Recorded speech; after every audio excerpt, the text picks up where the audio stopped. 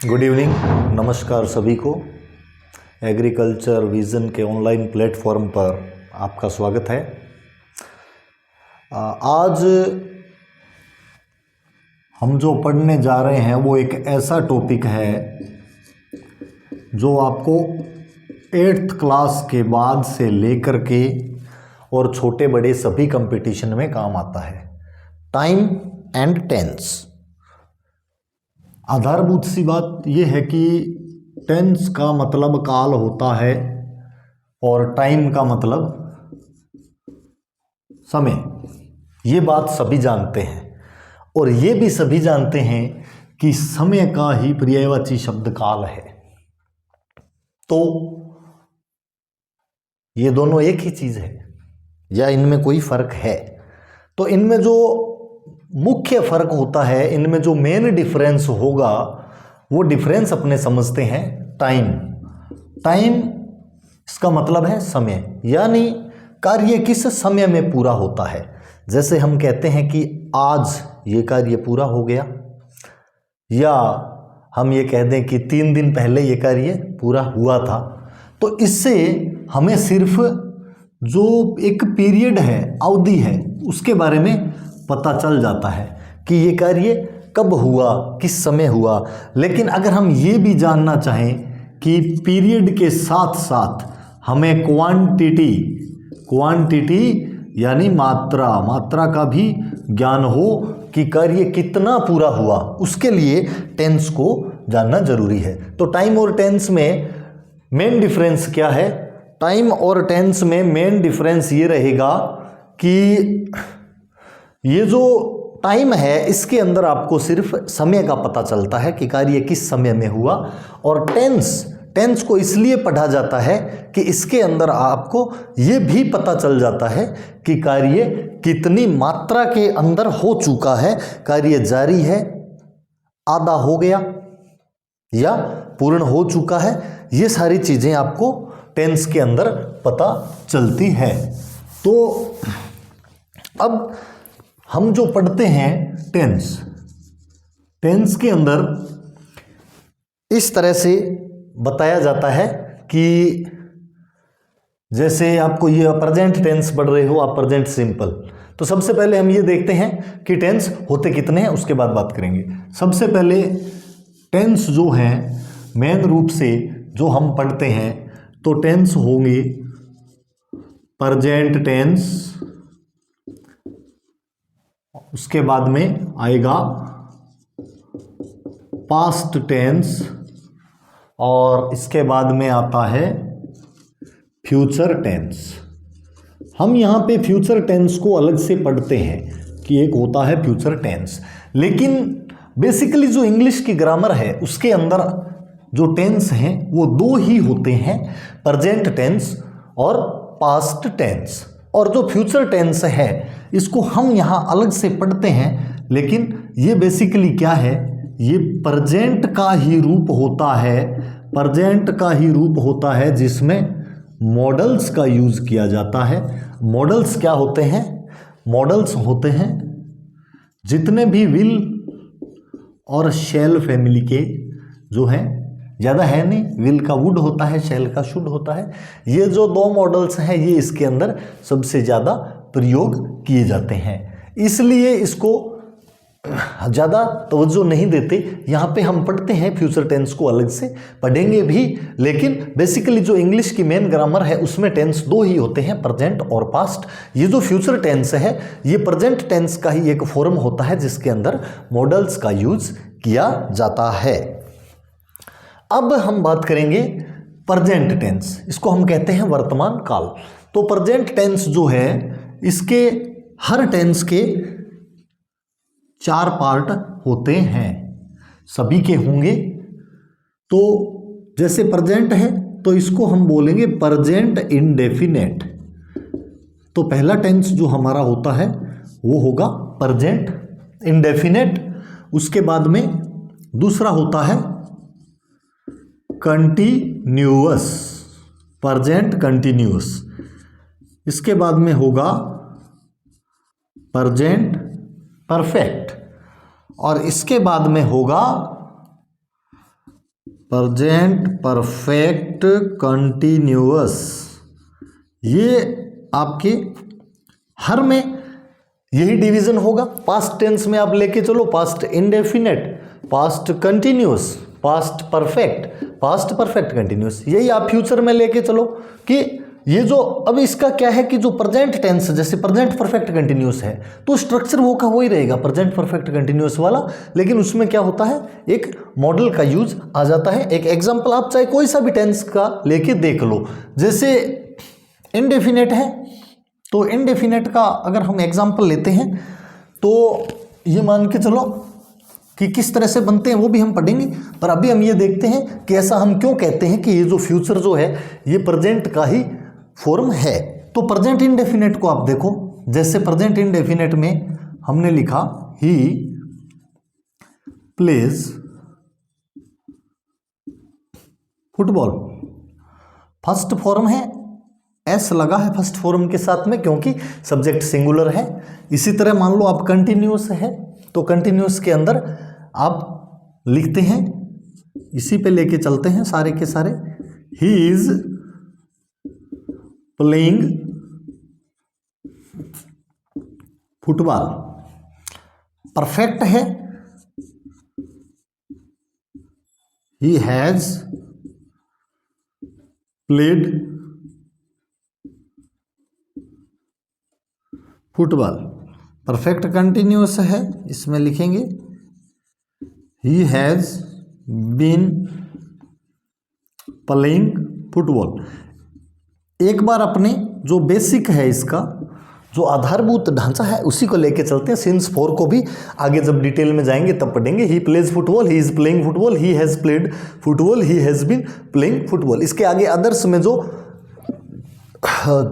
Words लगेंगे जिससे हमें पता चलता है, कैसे हम आइडेंटिफाई करेंगे कि कौन सा सेंटेंस जो है वो किस टेंस का है, वो सारी चीज़ें डिटेल में जब हम जाएंगे तब पढ़ेंगे। फिलहाल हम ये देख रहे हैं कि प्रेजेंट टेंस जो है इसको फ्यूचर टेंस को प्रेजेंट की ही फॉर्म क्यों कहते हैं, यानी ये जो फ्यूचर है इसका बापू है प्रेजेंट टेंस, ठीक है, इसी के अंदर से निकलता है। इसमें बस थोड़ा सा हम परिवर्तन करते हैं, जैसे हमने कहा मॉडल्स, ही प्लेज फुटबॉल, यहाँ पे भी फर्स्ट फॉर्म है, यहाँ भी फर्स्ट ही रहेगी।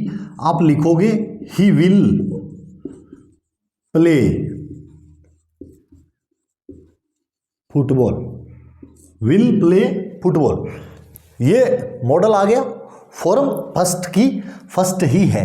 ही इज प्लेइंग फुटबॉल, आप लिखेंगे ही, हेल्पिंग वर्ब जो है वो चेंज हो जाएगी, यहाँ पे ये helping verb as a helping verb आया था एस, ठीक है, ही इज प्लेइंग फुटबॉल, ये हेल्पिंग वर्ब जाएगा, इसकी जगह पे आ जाएगा modal, he will be playing football, ये देख लो मॉडल आ गया और कोई ज़्यादा चेंज नहीं है। He has played football, he has played football, ये जाएगा, इसकी जगह फिर आ जाएगा modal, he will have played football. सारे एक ही सेंटेंस है, आधारभूत फर्क देख लो क्या हुआ, विल के साथ हमेशा हैव आता है, हैज़ कभी आता नहीं, इसलिए यहाँ पे हैव आया है, ज़्यादा कोई परिवर्तन नहीं है। He has been playing football, इसमें आप लिखेंगे ही, परफेक्ट के साथ में है ना तो बीन ही तो लगाना है, he will have been playing football. ये सेंटेंस आपके, आप दोनों को कंपेयर कर सकते हो, he plays football, he will play football, he is playing football, he will be playing football. तो जो फ्यूचर टेंस है वो पूरी तरह से प्रेजेंट टेंस का ही एक रूप होता है। हाँ, पास्ट टेंस जो है उसका अपना अलग सिस्टम है, अलग सारे के सारे उसके रूल्स होते हैं। इन दोनों के रूल लगभग एक जैसे होते हैं, फर्क यही होता है कि प्रेजेंट का ही जो स्ट्रक्चर है उसके बीच में एक मॉडल आ जाता है और उस मॉडल की वजह से थोड़ा सा परिवर्तन होता है। इसलिए हम ये कहते हैं इंग्लिश के अंदर आधारभूत टेंस दो ही होते हैं। फ्यूचर टेंस जो है इसको हम future form of present tense कह सकते हैं। इसके बाद में अब हम सबसे पहले जब हम टेंस को पढ़ेंगे तो सबसे पहले हम पढ़ेंगे प्रेजेंट टेंस को। प्रेजेंट टेंस को आप लेके चलो सबसे पहले। तो प्रेजेंट टेंस,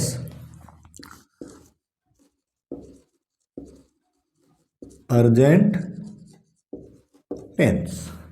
और प्रेजेंट टेंस के अंदर भी आप सबसे पहले पढ़ेंगे प्रेजेंट इंडेफिनेट को।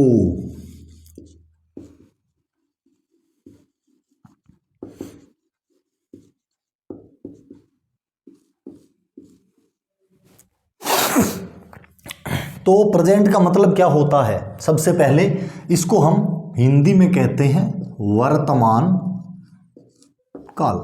लेकिन स्टूडेंट्स ऐसे भी हैं हमारे जिनको ये नहीं पता कि प्रेजेंट का मतलब वर्तमान होता है। ये कोई इसमें कोई अतिशयोक्ति नहीं है। बहुत सारे स्टूडेंट जब हम क्लास में होते हैं तो मिलते हैं ऐसे जिनको ये नहीं पता है कि प्रेजेंट का मतलब वर्तमान होता है। लेकिन एक चीज़ लगभग सभी जानते हैं, आपके क्लास में अटेंडेंस लगती है जब भी आप बोलते हो प्रेजेंट सर। तो प्रेजेंट का मतलब होता है उपस्थित। उपस्थित यानी जो अभी इस समय उपस्थित समय है उसके अंदर जो भी कार्य होंगे वो सारे के सारे आपके प्रेजेंट टेंस में जाएंगे। प्रेजेंट इंडेफिनेट, इंडेफिनेट शब्द, जैसे आप एक किसी भी चीज़ के बारे में कहते हो ये काम तो मैं डेफिनेटली करूंगा यानी पक्का करूंगा, जिसका मतलब होता है निश्चित ही करूंगा। जब इन लग गया तो ऑपोजिट हो गया इंडेफिनेट, अनिश्चित। यानी इसका जो है वो समय ये पता है कि ये काम अभी उपस्थित यानी प्रेजेंट समय में हुआ है, लेकिन कितना हुआ है या कब पूरा होगा इसके बारे में हमें कोई पता नहीं चलता है। तो प्रेजेंट इंडेफिनेट, देखो इसको जब हम पढ़ेंगे तो इसके बारे में सबसे पहले इसका आप स्ट्रक्चर देखेंगे। इसका स्ट्रक्चर देखेंगे, सबसे पहले आता है सब्जेक्ट। सब्जेक्ट, इसके बाद में आएगी आपकी वर्ब की फर्स्ट फॉर्म प्लस एस या एस, इसको राउंड अप कर रहे हैं, बाद में अलग से देखेंगे। इसके बाद में आता है ऑब्जेक्ट और फिर हम ये लिख देते हैं अदर्स। लेकिन इस अदर्स को ज़्यादा डिटेल में नहीं पढ़ते, हम सिर्फ इतना लिख लेते हैं सब्जेक्ट वर्ब की first form S C S object others के। भाई पहचानोगे कैसे कौन सा है? जी हम वर्ब की फॉर्म से पहचान लेंगे। लेकिन हकीकत यही है, पंगा यही है, जब आपको क्वेश्चन करना पड़ेगा उस समय ये आपको वर्ब की फर्स्ट फॉर्म नहीं मिलेगी, वहां पर आपको मौजूद नहीं मिलेगी। ये तय आपको करना पड़ेगा कि ये कौन से टेंस में जाएगा और इसमें हम क्या भरें। चाहे उसको ऑप्शनल ले लो, ऑप्शनल आ जाता है, या आपको सिर्फ मेन वर्ब दिया हुआ होता है और कुछ नहीं होता। तो इसकी जो है शक्ल, यानी आपको पता लगाना पड़ेगा कि पूंछ को कहाँ से मरोड़ोगे तो ऊंट बैठेगा। तो ये जो पूंछ है हमें यहाँ पे मिलेगी, इसको खंगालना पड़ेगा अदर्स को।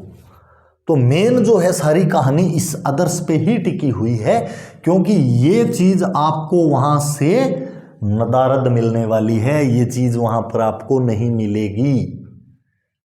आया समझ में? यही तो पूछेगा, इससे फिर कैसे पहचानेंगे जब ये होगी ही नहीं। तो हमें यहीं से पता लगाना पड़ेगा कि किस में हम। तो अभी जैसे सब्जेक्ट, अब हम बात करें कि सब्जेक्ट क्या होता है। सब्जेक्ट, तो सब्जेक्ट का मतलब लगभग कहते हैं कर्ता, यानी मैं ये कहता हूं जिसके विषय में बात की जाए वही सब्जेक्ट है। तो हम आधारभूत हमें समझना है, तो ये मान के चलिए कि सब्जेक्ट का जो आपका मतलब होता है विषय, उसी चीज़ को आप ले लो कि जिस विषय में बात की जा रही है वही सब्जेक्ट है। वर्ब का मतलब है क्रिया, क्रिया का मतलब होता है एक्शन। वर्ब है, इसका मतलब है कोई भी काम जो किया जाता है। इसको इस तरह से भी हम पढ़ सकते हैं, ना के अंत में ना लगता है, जैसे कि खेलना, रोना, धोना, हंसना। लेकिन प्रॉब्लम फिर यही आती है कि हमें पता ही नहीं होता ना कि ना लगेगा किसके अंत में, क्योंकि काम करना है इंग्लिश में। तो हम सिर्फ इतना कहेंगे मोड ऑफ एक्शन, या हम ये कहेंगे वर्ब वही होगी जिसके जो आपसे पूछी जाती है वो ऑलमोस्ट वर्ब ही होती है। तो एक्शन यानी कोई भी कार्य जो सब्जेक्ट और ऑब्जेक्ट को आपस में जोड़ने वाला शब्द है वो वर्ब ही है। और ये वर्ब जो है ये दो तरीके की होती है, दो तरीके की वर्ब होती है। एक होती है मेन वर्ब, मेन वर्ब यानी एक्शन, मैंने जैसे आपको बताया एक्शन कि कोई भी कार्य का होना, वो है मेन वर्ब। और दूसरी जिसको हम हमेशा से कहते आते हैं आए हैं, ये शब्द इसके लिए इस्तेमाल किया जाता है ऑक्सिलरी वर्ब। लेकिन ऑक्सिलरी वर्ब आप अगर नहीं समझ सकते तो इसके लिए एक नामकरण है हेल्पिंग वर्ब, और इसी नाम से इसको बेसिकली जाना जाता है, यानी सहायता करने वाली वर्ब, हेल्प करने वाली वर्ब इसकी। और इसी ऑक्सिलरी का मतलब भी सहायक ही होता है, असिस्टेंट होता है। तो वही रह गया हेल्पिंग वर्ब, यानी इसकी सहायता। अब ये हेल्पिंग किसकी करेगी? ये हेल्प करती है मेन वर्ब की स्टेबल होने में। जैसे हम ये कह दें सीधा, मान के चलो आप कि ही गोइंग टू स्कूल, वह, देखो हिंदी में बताओ, वह स्कूल जा रहा। अब है, था या होगा, इनसे बहुत फर्क पड़ता है। इसलिए वर्ब की जो मीनिंग है उसको स्टेबल करने में जो हेल्प करती है वर्ब की, वो है हेल्पिंग वर्ब। अब मान लो he is going to school, तो वह स्कूल जा रहा है। He was going to school, तो ये मान के चलो स्कूल जा रहा था। और has been going to school, जा रहा होगा। तो ये जो है पूर्ण अर्थ बदल देती है हेल्पिंग वर्ब। इसलिए कहते हैं वर्ब को, अगर जो वर्ब की जो स्टेबिलिटी है, स्थायित्व है, कि इसका वास्तविक अर्थ क्या है, यह निर्णय करने के लिए हेल्पिंग वर्ब को समझना बहुत जरूरी है। इसके बाद में आपको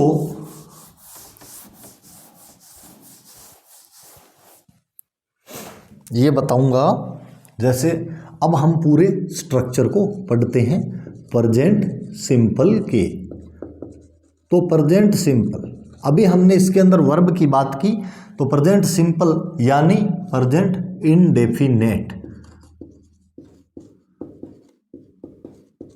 इनडेफिनेट, यही है प्रेजेंट सिंपल। सिंपल को ही हम कहते हैं इनडेफिनेट। तो इसके अंदर आप मान के चलो एक सब्जेक्ट होगा, और इसके बाद में वर्ब की फर्स्ट फॉर्म साथ में आता है एस या ई एस। ये कंडीशनल होता है, कई जगह लगता है, कई जगह नहीं लगता। इसके बाद में है ऑब्जेक्ट, और इसके बाद में है अदर्स। इस अदर्स को हम बाद में पढ़ेंगे, इसको हम रिजर्व रख लेते हैं। जब हमारा प्रेजेंट सिंपल क्लियर हो जाएगा उसके बाद हम इसको पढ़ेंगे। तो सबसे पहले आप ये मान के चलो कि आपको पढ़ना है प्रेजेंट सिंपल। तो प्रेजेंट सिंपल पढ़ने के लिए सबसे पहले ये पता होना जरूरी है आपको कि सब्जेक्ट का नंबर, नंबर यानी संख्या। वैसे इसका अर्थ वचन होता है, पर हम अगर साधारण भाषा में समझ के चलें तो ये मानो आप संख्या। हम ये कि सब्जेक्ट जिसकी बात कर रहे हैं वो संख्या में कितने हैं। अगर वो एक है तो हम उसको कहते हैं सिंगुलर नंबर, और अगर वो एक से अधिक है तो हम उसको कहते हैं प्लूरल नंबर। तो ऐसी सिचुएशन के अंदर जब मान लो ये आपका जो नंबर है ये सिंगल होता है, ठीक है, ये नंबर जब आपका सिंगल होता है तब एस का मतलब सिंगल।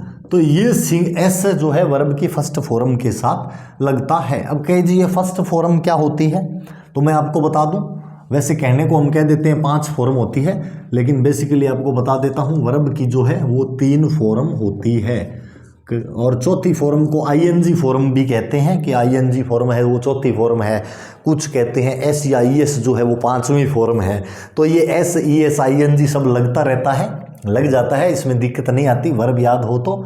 लेकिन ये 3 जो फॉर्म है ये इंपॉर्टेंट होती है, और इसको फर्स्ट, सेकंड और थर्ड, या हम ये कह सकते हैं, इसको हम कहते हैं प्रेजेंट फॉर्म, पास्ट फॉर्म और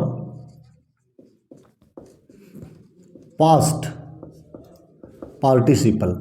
हालांकि इसको पास्ट पार्टिसिपल कहना गलत होगा, इसको हम पार्टिसिपल भी कह सकते हैं, क्योंकि पार्टिसिपल क्या होता है जनरली, पार्टिसिपल वो चीज़ है जो हैज़ हैव हैड के साथ में जो फॉर्म आए वो उसको हम कहते हैं पार्टिसिपल। ये जो हैज़ हैव हैड है आपके परफेक्ट टेंस में काम आएगा, प्रेजेंट परफेक्ट में भी आएगा, पास्ट परफेक्ट में भी आएगा। तो जो पार्टिसिपल उसी को कहते हैं जो फॉर्म हैज़ हैव हैड के साथ में काम आती है। तो इसके बाद में जिस तरीके से आप मानो do, did, done, go, went, gone, तो बहुत सारी फॉर्म ऐसी है जो तीनों अलग अलग होती है। काफी फॉर्म ऐसी भी है, ये अलग अलग वाली है, फ्लाई, फ्लू, फ्लोन, और काफी फॉर्म ऐसी भी है जिनके अंदर सीधा आपको ईडी लगाना पड़ता है, जैसे एड, एडिड, एडिड बन गया। और ऐसे भी बहुत सारी फॉर्म है जिनके फर्स्ट और थर्ड एक जैसी होती है, बीच वाली अलग होती है। रन, रेन, फिर आ गया रन, कम, कैन, फिर आ गया कम। इस तरीके से जो है अलग अलग तरीके की होती है। अगर आपको टेंस कंप्लीट करना है तो जिसको आप कहते हैं रट्टाफिकेशन, वो आपको इनका करना पड़ेगा कम से कम आपको 300 फॉर्म, 300 प्लस में जितना आप जाते हो वो आपका पॉजिटिव पॉइंट है। ये 300 वर्ब के फॉर्म आपको कम से कम रटे हुए होने चाहिए, और ये इसलिए इसमें ज़्यादा टाइम नहीं लगेगा। इसको आप 3 से 4 बार जब पढ़ोगे तो वो उस वर्ब को रटने का मतलब ये नहीं है कि आपसे कोई ये पूछ लेगा कि भाई ऐड की फॉर्म बता, कोई नहीं पूछेगा। लेकिन ये ध्यान में रहे कि आप जो है एक इनको 3-4 बार पढ़ लोगे तो जैसे ही आप उस फॉर्म को देखोगे, लेकिन पढ़ना पूरे कंसंट्रेशन के साथ, जैसे ही उस वर्ब को आप देखोगे, मुझसे ये वर्ब पूछी जा रही है, इमीडिएटली एक इमेज है जो आपके माइंड सेट में स्ट्राइक करेगी कि हाँ ये मेरा पढ़ा हुआ है, इस तरह से हो जाएगा, और हो जाता है। और आजकल जो कंपटीशन है उसके अंदर तो ऑप्शन मिलता है आपको, इसमें भी ऑप्शन मिलेगा कि क्या आने वाला है, फ्लाई आने वाला है, फ्लू आने वाला है, फ्लोन आने वाला है, हैड फ्लोन आने वाला है, हैज़ फ्लोन। तो जैसे ही उसको देखोगे एकदम आपके माइंड के अंदर आ जाता है। हाँ, 10th और 12th में आपका सब्जेक्टिव पेपर होता है, 12th में भी टेंस काम आता है, आपके सिंथेसिस जो टॉपिक है उसके अंदर काम आएगा, क्लोज के अंदर काम आएगा। तो टेंस जो है 8th क्लास ऑनवर्ड आपको हर क्लास में काम आएगा। 8th में काम आएगा, 9th में आएगा, 10th में आएगा, 11th में आएगा, 12th में आएगा, और उसके बाद तो बहुत ही अधिक आएगा। जहाँ भी जाओगे आपको ये तैयार मिलेंगे। हर आपके यहाँ तक मान के चलो आपकी छोटे से छोटा कोई जो एग्ज़ाम होता है उससे लेके IAS की एग्ज़ाम तक ये चीज़ें आती हैं सब्जेक्टिव पेपर्स के अंदर। अब तो सब्जेक्ट का जो नंबर है वो नंबर क्या रहेगा, ये फॉर्म आपको याद करनी पड़ेगी। नंबर अगर 1 है, नंबर सिंगल है, यानी जो सब्जेक्ट है वो हमारा अकेला है, उसके साथ में कोई नहीं है। तो जैसे हम मान के चलो मोहन, यहाँ पे अगर मोहन अकेला है, मोहन नाम से हमें इतना पता चल जाएगा भाई ये कोई मोहन है तो अकेला ही होगा। ऐसा तो हो नहीं सकता 2 मोहन, 3 मोहन, 4 मोहन, तो एक ही मोहन है। यहाँ से जब हमें पता चला मोहन है और हमें ये कहा गया इस तरीके से, हाँ अदर्स की भी हम बात करेंगे पर फिलहाल एक बार हम स्ट्रक्चर को समझते हैं। तो मोहन ये जब हमसे कहा गया, फुटबॉल, रेगुलरली या डेली या ऑलवेज, इस तरह से कुछ भी अदर्स में ये शब्द आ गए। ये अदर्स जो है ये है। तो आपको बता दूं, बाद में भी आपको बताऊंगा कि प्रेजेंट सिंपल की पहचान क्या होती है, लेकिन बेसिकली आपको बता दूं ये वर्ड्स जो होते हैं इनसे पहचान हो जाती है। डेली है, ऑलवेज है, रेगुलरली है, ये शब्द जब आपको दिखे तो आप देख लो कि प्रेजेंट सिंपल आएगा। अब आपको यहाँ पे दे दिया प्ले, ठीक है, अब आप क्या करोगे कि भाई प्रेजेंट सिंपल है और मोहन है सिंगल, तो यहां से आपको क्या पता चला, सिंपल है, और यहां से आपको क्या पता चला, सिंगल है। तो प्रेजेंट सिंपल सिंगल सिंगुलर है। अब इसके अंदर क्या आएगा, आप देखोगे कि जब सिंगुलर होता है तो एस या ई एस आता है, लेकिन कैसा पता चलेगा आपको कि ई एस आएगा या एस आएगा, वो एक मोटी बात है। तो ओ सी एच जेड एक्स और एस एच, हो सकता है कोई एक आधा छूट भी जाए तो कमेंट करके बता देना और बच्चों को भी पता चले। तो वैसे तो लगभग नहीं छूटा है। O C H Z X S H, ये जो है इनके अंदर हमेशा ई एस लगता है, यानी इनसे एंड अप होना चाहिए। इनसे जो शब्द खत्म होता है, जैसे वो तो शब्द तो यहां दे ही रखा है, तो आपको ज्यादा माइंड लगाने की जरूरत नहीं है। जैसे यहां पे आपको दे दिया मैच, ठीक है, दे दिया, या इसी तरह आपको दे दिया पॉलिश, इस तरह से आपको शब्द दे दिए। तो ये जो है ओ से सी एच से, या आपको दे दिया डू, ये शब्द दे दिए। जब इनसे आपके शब्द खत्म होते हैं, यानी इन अक्षरों से ओ से C H Z X S H, इनसे जब आपके खत्म होते हैं तो लगता है ई एस, बाकी सब में लगेगा एस। आई बात समझ में? ओ सी एच जेड एक्स और एस एच, इनसे अगर कोई भी वर्ब खत्म होता है तो लगेगा ई एस और बाकी सब में लगेगा एस। तो जैसे मैच है, इसका मैचेस बनाना है यानी मिलन, इसके कई मतलब होते हैं। तो इसका आपने मिलान करना, जैसे कहते हैं कि मिलान हो करो कॉलम में, कहते हैं मैच द कॉलम्स, उस संदर्भ में हम इसको एज ए वर्ब ले रहे हैं मैचेस। हाँ, और ये है कैच, तो बताना पड़ता है ना, नहीं तो कोई कमेंट करेंगे जी मैच तो मैच बॉक्स होता है, माचिस को कहते हैं सर, कोई कहेगा जी तो क्रिकेट का होता है। तो मैच का मतलब होता है हाँ मिलान भी करना भी होता है। इसी तरह कैच आ गया तो इसी तरह से बनेगा पॉलिश, पॉलिश का बनेगा पॉलिशेस, इससे मिलता जुलता वेनिश भी हो सकता है, इसका बन जाएगा वेनिशेस। डू है, डू का बनता है डज, तो ई एस लगता है। बाकी तो अब ये प्ले है, प्ले के अंदर देखो इन पांच में से तो नहीं है ना, पांच के अंदर से तो नहीं है, तो सीधा एस लगेगा, तो हम लगाएंगे प्लेज। एस यानी सिंगुलर, सिंगुलर में क्या लगेगा, एस लगेगा। अब ये तो है हमारा सिंपल सेंटेंस। कौन सा? सिंपल सेंटेंस जो है वो ये है, इसको सिंपल सेंटेंस भी कहते हैं, अफर्मेटिव भी कहते हैं, लेकिन अपने नॉलेज के लिए अपन सिंपल भी याद रख लें तो चलेगा, क्योंकि अफर्मेटिव है, ये अपने से कोई नहीं पूछने वाला है, और पूछेगा भी तो ये याद रह जाएगा कि सिंपल को ही अफर्मेटिव कहते हैं, इसमें कोई रॉकेट साइंस नहीं है। Mohan plays football regularly play, इस तरीके से हमने बनाया। अब ये तो है हमारा एक सिंपल सेंटेंस। तो सिंपल सेंटेंस इसी तरह से बनेंगे, जैसे सिंपल सेंटेंस जो भी आप बना रहे हो वो इसी तरीके से बनेंगे। यहाँ पे आप बॉयज कर लो, बॉयज टू स्कूल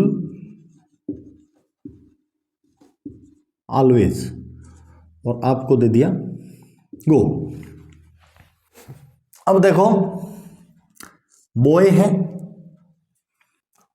और एस है, अंत में यहां पे एस है, इसका मतलब है यहां पे एस लगाने की जरूरत नहीं है। हाँ, इसमें यह है कि अपवाद भी होते हैं, एक्सेप्शन इज ऑलवेज देयर, हर जगह अपवाद होते हैं। आप केमिस्ट्री पढ़ लो, फिजिक्स पढ़ लो, एक्सेप्शन तो आना ही आना है। तो अपवाद भी होते हैं कि ये सब में एस थोड़ी आता है। हाँ जी, नहीं आता, जैसे मैन का MEN होता है ना, कईयों का बनता ही नहीं है, वैसा का वैसा रहता है। जैसे शीप है, भेड़, तो वो शीप का शीप ही रहता है, चाहे एक भेड़ हो चाहे 15 भेड़ हो, शीप ही लिखते हैं उसको। तो इस तरीके से आ जाता है। कैटल जो है, कैटल हमेशा प्लूरल होता है, जबकि बहुत बच्चों को देखा है जब आप लिखते हो ना तो कैटल्स ठोकते हो उसके अंदर जमा के, कैटल्स, बिल्कुल गलत होता है। कैटल कैटल ही होता है, कैटल एक अपने आप में प्लूरल है। इसी तरह चिल्ड्रंस, बहुत देखे हैं बच्चों को ज़बरदस्त तरीके से लिखते हैं चिल्ड्रंस, वो भी नहीं लिखना है, चाइल्ड सिंगुलर है, प्लूरल चिल्ड्रन होता है। तो इस तरीके से boys to school always go, go लगा दिया। यहाँ पे एस जब होता है ना तो फिर यहाँ इसके साथ में एस नहीं लगता, ये एक सीधी सीधी बात है। यहाँ पे एस लग गया इसका मतलब है ये बहुवचन हो गया, और नहीं भी लगता तो बहुवचन माइंड में होना चाहिए कि भाई यहाँ बहुवचन है तो एस नहीं लगेगा। एस का मतलब सिंगुलर, तो सिंगुलर के साथ में ही एस या ई एस लगेगा। ये प्लूरल हो गया तो एस ई एस नहीं लगेगा। तो गो पता चला ऑलवेज है तो है प्रेजेंट सिंपल, वो अदर्स को जब हम डिटेल से इसके पढ़ेंगे रूल्स उसमें आ जाएगा। लेकिन फिलहाल मैं आपको स्ट्रक्चर बता रहा हूं, तो आपने इसमें as first form as it is रख दिया गो। तो इस तरीके से अब इसके बाद में आता है दूसरा, मान के चलो कि आपको ये कहे कि नेगेटिव बनाना है जी, हम तो नकारात्मक में बात करेंगे। आपने ये क्यों कहा कि लड़के हमेशा स्कूल जाते हैं, आजकल लड़के खतरनाक हो गए, हमेशा नहीं जाते हैं जी, बंक मारते हैं, है ना। कई बार कोई ढंग की मोड़ वोड़ हो गांव में तो खड़े होकर फीलिंग भी चक लेते हैं। तो लड़कों का अपना अपना स्टाइल है, खैर वो आप लोगों की पर्सनल बातें हैं। इसके अंदर जो है नेगेटिव, नेगेटिव का मतलब होता है नकारात्मक, एन मतलब नो, जिसमें नो लग जाए। और नो लगाने का भी तरीका है। नो लगाने के लिए आप क्या करोगे, नो लगाने के लिए इसमें आप सब्जेक्ट डू और डज। अब कहे जी ये डू और डज क्यों आया, देखो इसके अंदर मैं आपको बता दूं, डू और डज हेल्पिंग वर्ब है।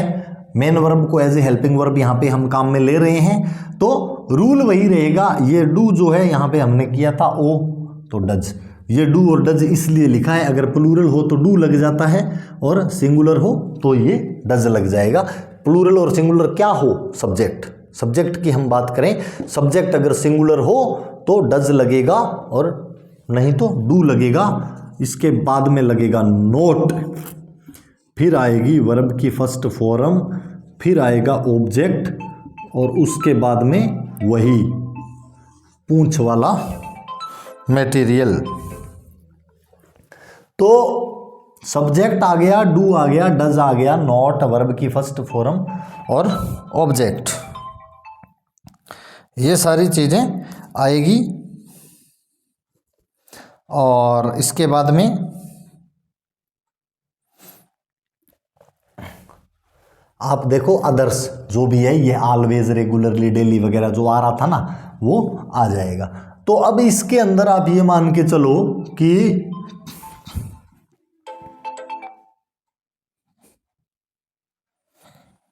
आप ये मान के चलो इसके अंदर कि सब्जेक्ट आ गया और डू डज आ गया, नोट आ गया, वर्ब की फर्स्ट फॉर्म आ गई, और इसके बाद में आ गया ऑब्जेक्ट, और इसके बाद में आ गया हमारा अदर्स। ठीक है, तो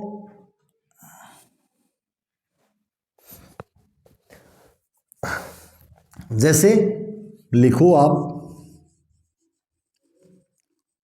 राधा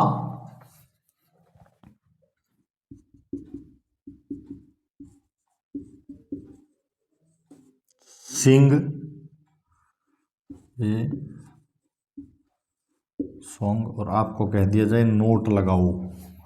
तो अब इसके अंदर नोट अकेला नहीं लगाना है।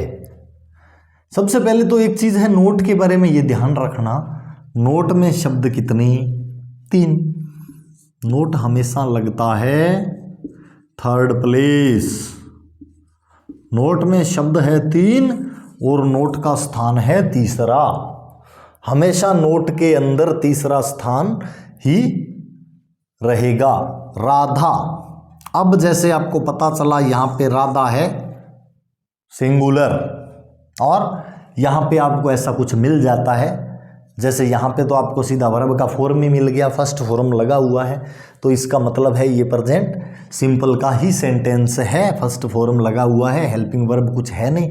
नोट आपको लगाना है, तो जब सिंगुलर सब्जेक्ट के अंदर आपको ये लगाना है, तो सिंगुलर सब्जेक्ट के अंदर आप डू के साथ में ईएस लगाएंगे और फिर नोट लगाएंगे। नोट का स्थान रहेगा तीसरा। ये ध्यान रहे, नेगेटिव हो चाहे इंटेरोगेटिव नेगेटिव हो, ये अपनी जगह नहीं छोड़ता, बहुत फिटा है ये जिस जगह पे रहेगा वहीं रहेगा, वहाँ से नहीं हिलेगा, ठीक है। इसके बाद में जैसे डज नोट लगा दिया कि जी यहाँ पे तो राधा है, अगर गर्ल्स हो और हमें ये कहा जाए खो खो, और आपको यहाँ वर्ब में ये दे दिया जाए कि भाई ये लिखो नोट प्ले, नोट प्ले दे दिया, उसने कहा भाई इस पे बनाओ girls kho kho note play. अब ये क्या है, गर्ल, गर्ल के साथ में है एस, एस है साथ में, इसका मतलब है कि ये सिंगुलर नहीं है। एस है साथ में मतलब सिंगुलर नहीं है, प्लूरल है ये, तो एस हेल्पिंग वर्ब में नहीं लगेगा, एस हेल्पिंग वर्ब में नहीं लगेगा, और जब नहीं लगेगा तो आएगा डू, तो आप लिखोगे डू नोट। और जब ये लग जाता है तो फॉर्म हमेशा फर्स्ट रहती है। यहाँ भी देख लो, नोट जो है वो है अपने थर्ड प्लेस पे, राइट, नोट है थर्ड प्लेस पे। अब आता है इंटेरोगेटिव।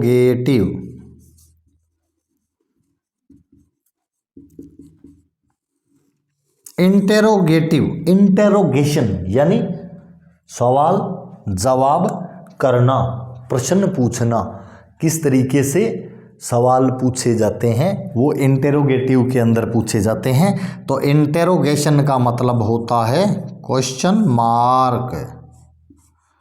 इंटेरोगेशन का क्या मतलब होता है, क्वेश्चन मार्क।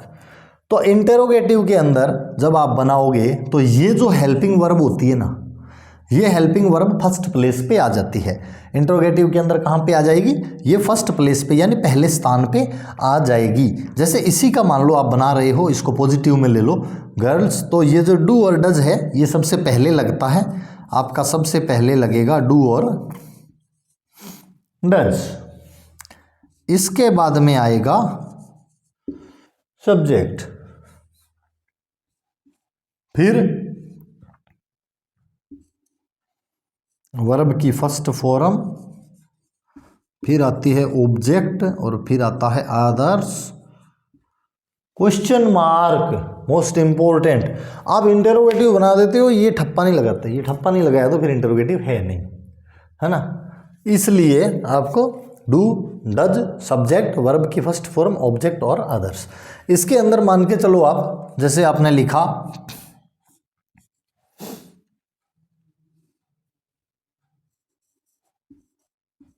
यू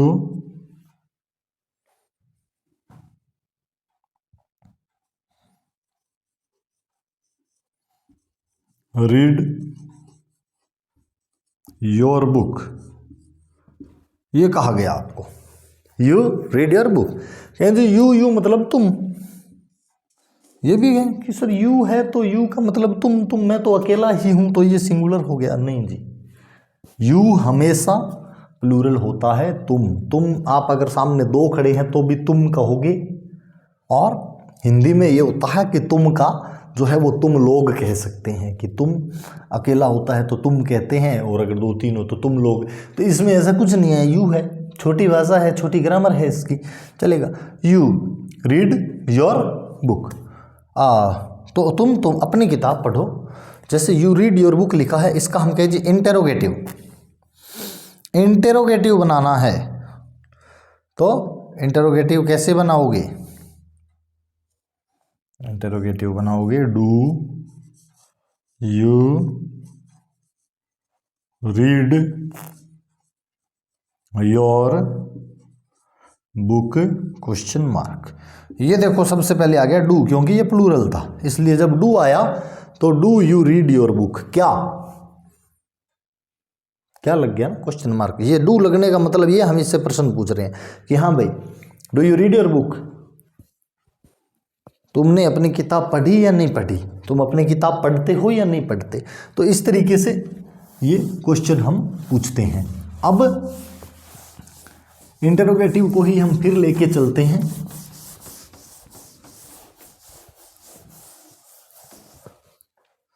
इंटरोगेटिव को पढ़ रहे हैं हम अभी, इंटेरोगेटिव। और इंटेरोगेटिव किसका, इंटेरोगेटिव हम पढ़ रहे हैं प्रेजेंट इंडेफिनेट, या आप कह लो कि प्रेजेंट सिंपल का हम इंटेरोगेटिव पढ़ रहे हैं। तो जब हम प्रेजेंट इंडेफिनेट का पढ़ेंगे इंटेरोगेटिव, तो इसके अंदर वही पहले हम लगाएंगे डू और डज आएगा सबसे पहले, इसके बाद में आता है सब्जेक्ट, फिर आएगी वर्ब की फर्स्ट फॉर्म, फिर आएगा ऑब्जेक्ट, फिर आएगा क्वेश्चन मार्क।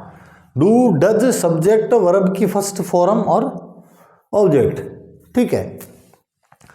तो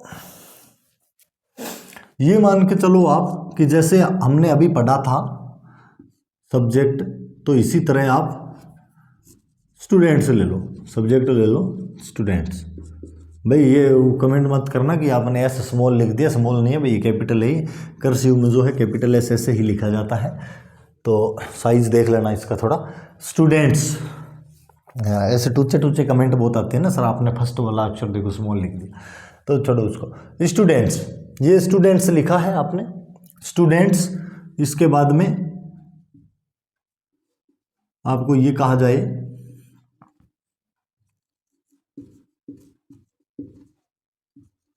appear in exams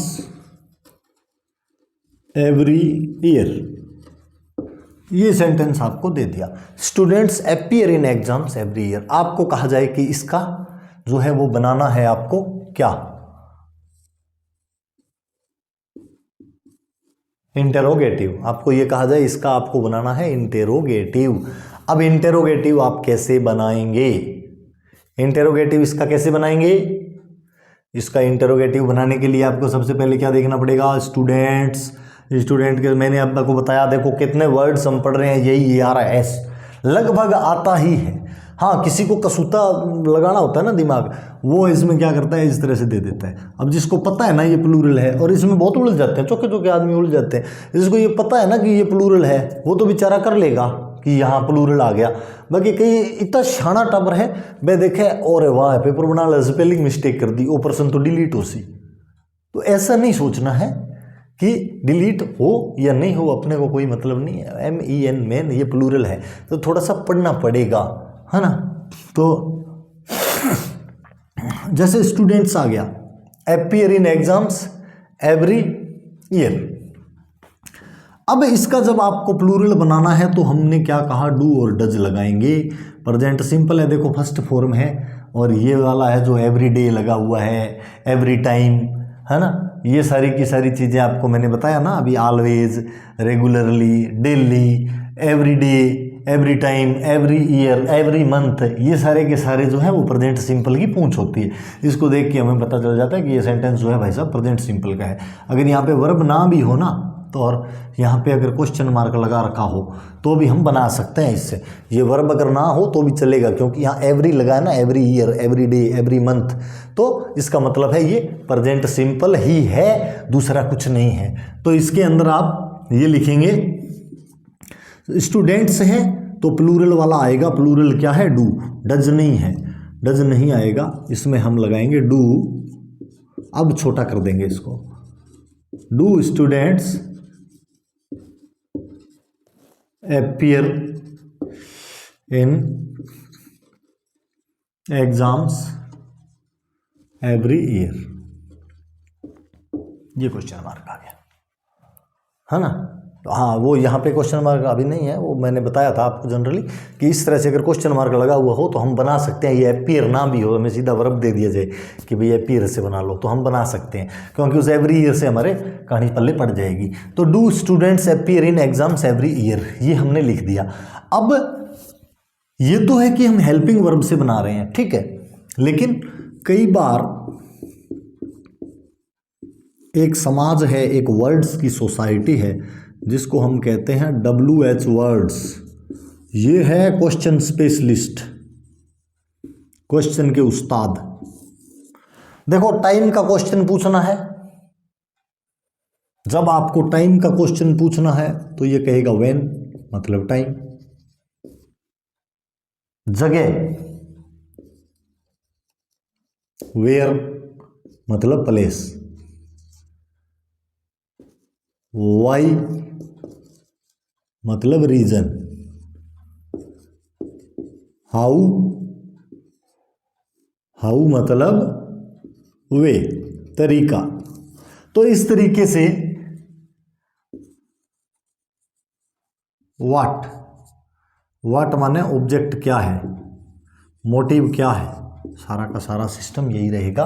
तो देखो, व्हेन, वेयर, वाई, हाउ, ये वो शब्द हैं जो आपके जीवन में अक्सर कुछ नहीं करने के काम में आते हैं। कहीं भी जा रहे हो, बोले कहाँ जा रहे हो, where are you going, where जगह बता, तूने ऐसा क्यों किया, कारण बता, है ना, तूने ऐसा कब कर दिया रे, व्हेन।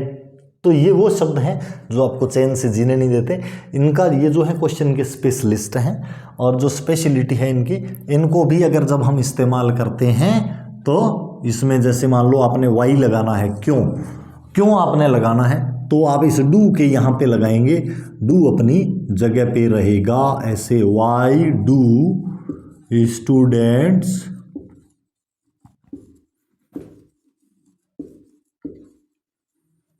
Appear in exams.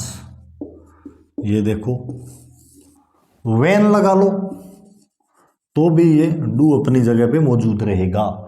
तो ये जो हेल्पिंग वर्ब है, ये इंटेरोगेटिव के अंदर ऑलमोस्ट आपके जो है प्रेजेंट इंडेफिनिट के अंदर रहेगी ही रहेगी।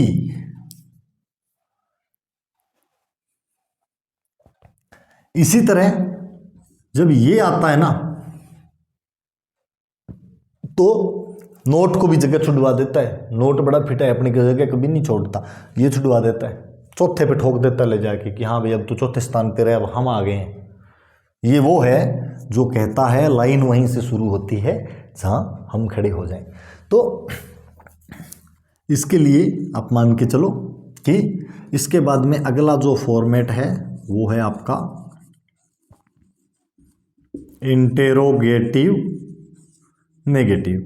ज़्यादा एग्जाम्पल करके मैं कचरा नहीं करवाना चाहता, कोई फ़ायदा नहीं है। एक बार आप समझ जाओ बस, वही बहुत है। बाकी इनके जो रूल्स हैं वो हम पढ़ेंगे कि किस तरह से हमें सेंटेंस देखते ही खटाक से पता चल जाए कि हाँ भाई अब इसमें हमें ये फॉर्म ठोकना है। ये सिर्फ आपको स्ट्रक्चर समझाने के लिए है कि इस तरीके से आपको स्ट्रक्चर के अंदर जो पुटअप करना पड़ेगा, और जब पुटअप करोगे तो रिजल्ट मिलेगा, है ना। इनपुट तो देना पड़ेगा ना कुछ ना कुछ। तो वही बात है इंटेरोगेटिव नेगेटिव। इंटेरोगेटिव वही है क्वेश्चन मार्क, और क्वेश्चन मार्क के अंदर नोट कैसे फिट किया जाए, ये नोट यहां भी आ गया भाई साहब। यहां पे ये जगह नहीं छोड़ेगा शुरू में। जैसे हमने इंटेरोगेटिव का जो स्ट्रक्चर लिया उसी हिसाब से चलेगा। जैसे मानो do they not eat food, do they not eat food, do they not, इसकी जगह कौन सी, तीसरी, है ना। लेकिन जब ये WH वाला आ जाएगा तो ये जगह छुड़ा देगा। Why do they not eat food, ये कहता है भाई साहब निकल यहाँ से, अब हम आ गए हैं, और ये आगे लाइन में सबसे आगे लग जाता है। तो नोट जो है, नोट बड़ा बेशर्म है, हमेशा तीसरे स्थान पे रहता है। लेकिन वाई जो है वो इससे भी खतरनाक है, यानी WH वाले वर्ड जो हैं सारे के सारे इससे भी खतरनाक हैं, ये जब आ जाते हैं तब नोट को फोर्थ पे धकेल देते हैं। इसी तरह से आप मान के चलो, does he not go to school regularly. Does he not go to school regularly, question mark यहां पे लगाया। अब वह क्यों नहीं जाता है, तो भी ये डज रहेगा और ये नॉट। अब ये तो हमने कहा क्या वह स्कूल नहीं जाता है, हमेशा नहीं जाता है। अब देखो आपको ये बताया जाता है ना, जैसे आप पढ़ते हो अब तो हमेशा ये लिखाया जाता है ना कि प्रेजेंट सिंपल जिसके अंदर ता है, ती है, ते है, करते हैं, करता है, करते हैं। अरे भाई जब इतो समझ में आ जी करते हैं, करता है, करते हैं, तो फिर मान्य थारों पढ़ने की जरूरत है कि नहीं। तो सीधी सी बात ये है कि हमें कुछ आता नहीं है, तब भी हम टेंस को कर सकते हैं और बड़े अच्छे से कर सकते हैं। इसके लिए ज़रूरत होगी सिम्पटम्स की, यानी लक्षणों की, कि सेंटेंस में क्या लक्षण हो तो हमें ये पता चल जाता है। कौन से लक्षण देख के पता चलेगा कि प्रेजेंट सिंपल की वर्ब भरी जाएगी। उन लक्षणों को हम अगली क्लास में पढ़ेंगे, अच्छे से पढ़ेंगे। ये यहाँ पर हमारे जो प्रेजेंट सिंपल के स्ट्रक्चर हैं वो कंप्लीट हो गए हैं। Does he not go to school regularly, इसी को अगर मान लो ये कह दे कि क्यों नहीं जाता है, तो क्यों मतलब वाई, और वाई जब यहाँ पे लग गया तो डी हो गया छोटा। Why does he not go to school regularly, ये लो ये हो गया। Why does he not go to school regularly, इस तरीके से ये हो गया इंटेरोगेटिव नेगेटिव। कौन से वाला, WH वाला। हाँ, वह रेगुलर कब नहीं जाता है, कहीं ये भी पूछ लेते हैं भाई ये रेगुलर कब नहीं जाता है, इसके मूड में कोई दिक्कत है या क्या प्रॉब्लम है। रेगुलर कब नहीं जाता है मतलब व्हेन, तो when does he not go to school regularly, when does he not go to school regularly, ये आ गया। ये अपनी जगह पे विद्यमान है और इसने नोट को चौथे स्थान पे धकेला है। तो ये ध्यान रखना, नोट हमेशा तीसरे स्थान पे रहता है जब तक कि WH वर्ड ना आ जाए। अगर WH वर्ड आ गया तो इंटेरोगेटिव के अंदर आगे नोट को सरकाएगा चौथे स्थान के ऊपर। तो इसके बाद में ये है कि करता है, करती है, करते हैं, वो सारा तो मैं कराऊंगा नहीं, लेकिन आपको इसके सिम्पटम सारे बता दूंगा कि किस तरह से आपको ये पता चलेगा कि हाँ भाई ये जो है प्रेजेंट सिंपल है और इसके अंदर इस तरह से हमें भरना है। तो ये जो अदर्स होता है इसके अंदर हम यहाँ पे अदर्स जो लिखते हैं ऑब्जेक्ट के बाद, वो अदर्स ही मूल है टेंस का, जहाँ से आपको काम करना है देख करके कि यहाँ पे मैं क्या करूँ। अगर ये मैं कह दूँ आपको इससे पहचान लेना, रे भाई तू सब्जेक्ट है, वर्ब की फर्स्ट फॉर्म है, ऐसे ऐसे लगा हुआ है, तो ये तो तुम्हें लगाना है ना, लगा हुआ तो नहीं मिलेगा। तो ऐसे शब्दों को पकड़ना, ये यहाँ से सिर्फ इतना समझ लेना कि जब प्रेजेंट सिंपल मुझे मिला तो मैं लगाऊंगा क्या। ये कैसे पता चलेगा कि प्रेजेंट सिंपल ही है या कुछ और है, तो ये ध्यान रखना। जब ये पता लगाना है कि ये प्रेजेंट सिंपल ही है या कुछ और है, तो उसके लिए आपको आगे सिम्पटम पकड़ने पड़ेंगे अदर्स वाले। तो इस ऊंट की वो पूंछ आपको ढूंढनी पड़ेगी जिसको दबाने से ये बैठ जाए, तभी इसके ऊपर सवार हो पाओगे। खड़े ऊंट की सवारी करोगे तो बेटा हाथ टांग पैर कुछ भी टूट सकता है, समझ गए। ठीक है, धन्यवाद, थैंक यू वेरी मच। कल मैं बताऊंगा आपको अगली क्लास के अंदर कि क्या सिम्पटम है, इस तरह से है। Thank you. ठीक है, ओके।